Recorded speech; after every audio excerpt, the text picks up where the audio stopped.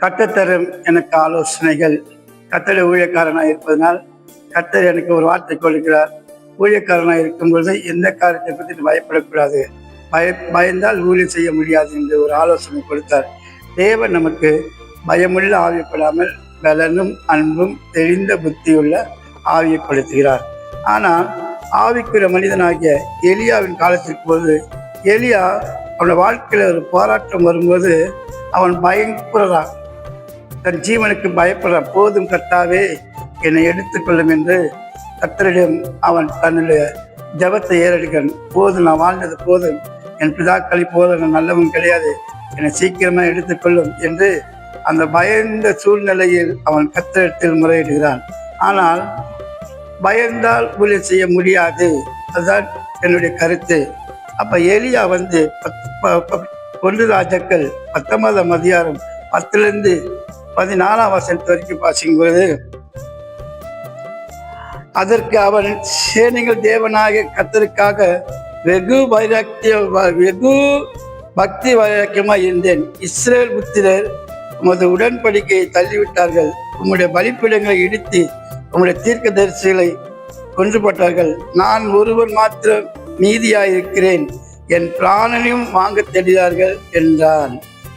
4ஆம் வசனத்தை பார்க்கும் பொழுது, அவன் வனாந்திரத்தில் ஒரு நாள் பிரயாணம் போய் ஒரு சூரச் செடியின் கீழ் உட்கார்ந்து தான் சாக வேண்டும் என்று கோரி, போதும் கர்த்தாவே, என் ஆத்துமாவை எடுத்துக்கொள்ளும், நான் என் பிதாக்களை பார்க்க நல்லவன் அல்ல என்று சொல்லி ஒரு சூரச் செடியின் கீழ் படுத்துக்கொண்டு நித்திரை பண்ணினான். நித்திரை பண்ணி கொண்டிருக்கும்போது ஒரு தூதன் அவனை தட்டி எழுப்பி, எழுந்திருந்து போஜனம் பண்ணு என்றான். அவன் விழித்து பார்க்கவோ, இதோ தலையில் சுடப்பட்ட ஒரு அடையும் ஒரு பாத்திரத்தில் தண்ணீரும் அவன் தலைமாட்டில் இருந்தது. அப்போது அவன் படுத்து புசித்து குடித்து திரும்ப படுத்து கொண்டான்.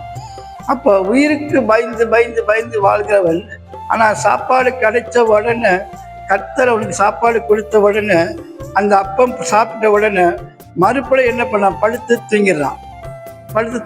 அப்போ இதுலேருந்து என்ன தெரியுதுன்னா, உண்மையான ஒரு உயிருக்கு பயப்படுறவர்களாக இருந்தால் அந்த சாப்பிடவே கூடாது, சாப்பிடாமே இருந்தால் அப்படியே கர்த்தர் எடுத்துக்கலாம். அப்போ கர்த்தர் கொடுத்த அப்பத்தை புசித்து கர்த்தருக்காக வாழும் என்ற வைராக்கியம் எனக்கு வரல. இவ்வளோ காரியங்கள் கர்த்தர் செய்கிறாரு, தேவதூதன் அனுப்பி நமக்கு அப்பத்தின் தண்ணீரை கொடுக்கிறாரு, நம்முடைய வாழ்க்கை இத்தனை அற்புதம் அதிசயமான காரியம் செய்கிறாரு, நாம் இன்னும் கர்த்தருக்காக வாழணும் என்று அந்த வைராக்கியமே இல்லை. அவனுக்கு பக்தி வைராக்கியம் இருந்தது, ஆனால் கர்த்தருக்காக வாழணும் என்ற வைராக்கியம் அவனுக்கு இல்லை. 7ஆம் வசனத்தை பார்க்கும் பொழுது, கர்த்தருடைய தூதன் 2ஆம் தரம் அவனை தட்டி எழுப்பி, எழுந்திருந்து போஜனம் பண்ணு, நீ பண்ண வேண்டிய பிரயாணம் வெகு தூரம் என்றான். அப்போ ஆண்டவர் நமக்கு ஒரு போஜனத்தை கொடுக்கிறார் என்றால், ஆண்டவர் நம்ம ஒரு காரியத்தை குறித்து போதனத்தை கொடுத்து வழி நடத்துகிறார் என்றால், அவருடைய காரியம் வெகு தூரமாக போக வேண்டிய இருக்கிறது, ஊழியம் வெகு தூரம் போக வேண்டியது இருக்குது. ஆகையால் கர்த்தர் நம்மை கொண்டு ஒரு பெரிய திட்டத்தை வச்சிருக்கிறார். அந்த திட்டம் நமக்கு தெரியாது, ஆனால் கர்த்தருக்கு தெரியும். நம்மை கொண்டு பெரிய காரியம் செய்ய வல்லவராக இருக்கிறார். ஆனால் எலியாவை கொண்டு இன்னும் பெரிய காரியங்கள் செய்யலாம் என்று அநேக திட்டங்கள் வைத்திருக்கார். இந்த எலியா தான் அடிக்கடி நான் சாக வேண்டும் அதே புலம்புல இருக்கும்போது ஆண்டவர் சொல்கிறாரு, என்ன இந்த மாதிரி புலம்பிட்டே இருக்கான்னு சொல்லிட்டு என்ன பண்ணிட்டாரு, அந்த 10ஆம் அதிகாரத்தில் 18ஆம் வசனத்தை பார்க்கும்போது, ஆனாலும் அவர் அதுக்கு முன்னால் சில வேலைகள் செய்ய வேண்டியிருக்கு. என்ன வேலை சொன்னால், சரி நீ புலம்புதெல்லாம் போதும், கொஞ்ச நாள் இருக்குள்ள அவன் அந்த சாப்பாடை சாப்பிட்டுட்டு 40 நாள் வரைக்கும் நடந்து போனான். கொஞ்ச நாள் கர்த்தருடைய வேலையை என்ன சொன்னார் அதுபடி செஞ்சு அவன் கொஞ்சம் காத்திருந்தான். மறுபடியும் கர்த்தர் என்ன சொல்வார், அப்படி என்ன சொல்லும் போது, நீ போய் உன் மேலே இருக்கிற அபிஷேகத்தை எலிசாவுக்கும் அந்த யெகூவுக்கும் இன்னும் சில ஊழியக்காரர்களும் உன்னை கொண்டு பெரிய காலத்தை அபிஷேகத்தை அவன் மேல் கொடுத்துரு என்று அவருக்கு என்ன பண்ணார், ஆலோசனை கொடுத்தார். அதன்படியே 2 ஊழியக்காரை எழுப்பி தான் கர்த்தர் அவனை எடுக்கிறார். அப்படி இருக்கும்போது லாஸ்ட்ல கர்த்தர் அவனுக்கு ஒரு வார்த்தை சொல்கிறார், நீ எப்போ பார்த்தாலும் நான் தான் பக்தியா இருக்கிறேன், நான் தான் வைராக்கியமாக பக்தி வைராக்கியம் சொல்லிக்கிட்டே இருக்கிறேன்.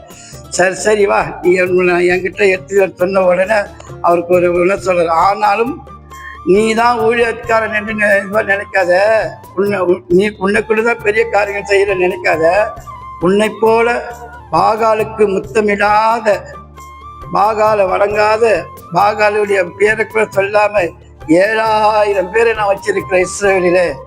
எலியாவுக்கு தெரியாது. அதே போல இந்த நாட்களிலும் அநேகர் நினைக்கிறாங்க, ஒரு ஊழியத்துக்கு வந்துட்டா என்ன நினைக்க, என்னை கொண்டு தான் இந்த ஊழியம் செய்ய முடியும், என்னை போலதான் ஊழியம் செய்ய முடியும், என்னை விட்டா வேற ஆள் கிடையாது அப்படி என்று சில மனதில் ஒரு தீர்மானம் பண்ணிக்கிட்டு அவங்க சில காரியங்களை கொடுத்து கர்த்தருக்கு பிரியமில்லாமல் காரியங்களை செஞ்சுக்கிட்டு இருப்பார்கள். ஆகையால் சகோதரனே சகோதரியே, கர்த்தர் நினைத்தால் எதையும் தூக்கிடுவார், எதையும் இறக்கிடுவார், எதையும் சேர்ப்பார், எதையும் இறக்குவார். அவரால் முடியும். அதனால் நான் இருந்தால் தான் ஊழியம் செய்ய முடியும், என்னை போல யாரும் ஊழியம் செய்ய முடியாது, என்னை போல யாரும் இது பண்ண முடியாது, அந்த ஒரு பெருமை மேட்டிமை ஊழியக்காரருக்கு வரக்கூடாது என்றுதான் கர்த்தர் எலியாவுக்கு அந்த காரியத்தை தெரியப்படுத்தல. லாஸ்ட்டை எடுப்பதற்கு முன்னால சொல்ற, நீ ஒருத்தன் தான் ஊழியக்காரர் நினைச்சிடாத, 7000 பேரை நான் வச்சிருக்கேன் என்று கர்த்தர் சொல்கிறார். அந்த 7000 பேரை கொண்டு கர்த்தர் பெரிய காரியம் செய்ய, அவர்களுக்கு அதான் பெரிய காரியம் செய்ய கர்த்தர் வல்லவராக இருக்கிறார். நம்முடைய சுயபலமோ, சுயபலத்தினால, சுய முயற்சியால, சுய பக்தினால, சுய வைராக்கியத்தினால நம்மை கொண்ட அற்புதங்கள் அதிசயங்கள் பேய் ஓடுது அது ஓடுது நினைச்சுக்கிட்டு இருந்த நம்மளை விட்டா ஆள் எழுதி அந்த நினைவே ஊழியக்காரர்களுக்குள்ள மனசுக்குள்ள வரக்கூடாது.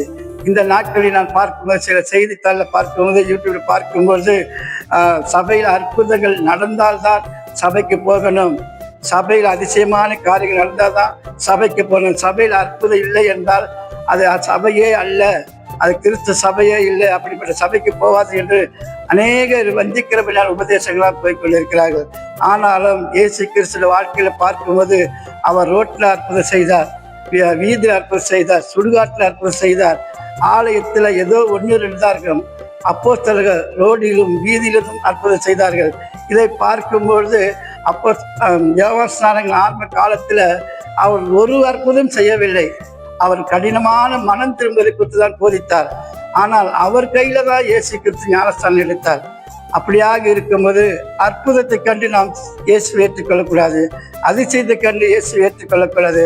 அவருடைய வார்த்தையில், அவருடைய வார்த்தையை நம்புங்கள், ஆத்துமா புது மனசா மாறும், ஆத்துமா தான் பரலோகத்துக்கு போகும். ஆனால் அற்புதத்தை பார்த்து பார்த்து போனவர்களா அநேக திரும்பி போய்விட்டார்கள். இயேசுடைய காலத்துல 10 குஷ்டரோகி வருகிறார்கள். 10 குஷ்டரோகி வருகும் போது ஆண்டவர் சொல்ற, நீங்க போங்க, மோசை திட்டத்தின்படி போங்க, அங்க உங்களுடைய உடம்பை காட்டுங்க, அவர்கள் குணமாக்குவார்கள். ஆனால் அவர்கள் வழியிலே சுகமாகிவிட்டார்கள். சுகமான உடனே திரும்ப வரும்போது ஒருத்தன் தான் வந்தான். ஆண்டவர் சொல்லும் போது, சுத்தமானவர்கள் 10 பேர் அல்லவா, நீ ஒருவன் மாத்திருந்தானே வருகிறேன், 9 பேர் அப்படியே போய்விட்டார்கள். அதே போல அற்புதத்தை பார்த்தவர்கள், அதிசயங்கள் பார்த்தவர்கள் பின்வாங்கி போனார்கள். வார்த்தையை பிடிச்சு நடக்கிறவர்கள் பரலோகத்துக்கு போவார்கள், பரலோக ராஜ்யத்துக்கு போவார்கள். ஆகையால் தான் நாம் எலியாவை போல பயம் இல்லாமல், எலியா போய் பயந்து வாயாமல் போகாமல் தைரியமா ஊழியம் செய்து, அற்புதம் நடந்தாலும் சரி நடக்காவிட்டாலும், சாத்ராக் ஆபத்து சொல்கிறார் அல்லவா, கர்த்தர் எங்களை விடுவித்தாலும் விடுவிக்காமல் போனாலும் அவர் ஒருவரே மெய்யான தேவன் என்று கர்த்தருக்காக வைராக்கியமாக வாழ்ந்தார்கள். அதே போல இந்த நாட்களிலும் நீங்கள் வைராக்கியமாக கர்த்தருடைய வார்த்தை நில்லுங்கள். கர்த்தர் பெரிய காரியங்கள், பெரிய அற்புதங்கள் உங்களுடைய வாழ்க்கையில, என்னுடைய வாழ்க்கை அநேகம் செய்திருக்கார், உன்னுடைய வாழ்க்கையில் செய்வார். கர்த்தர் தாமே உங்களை ஆசீர்வதிப்பாராக. ஆமென்.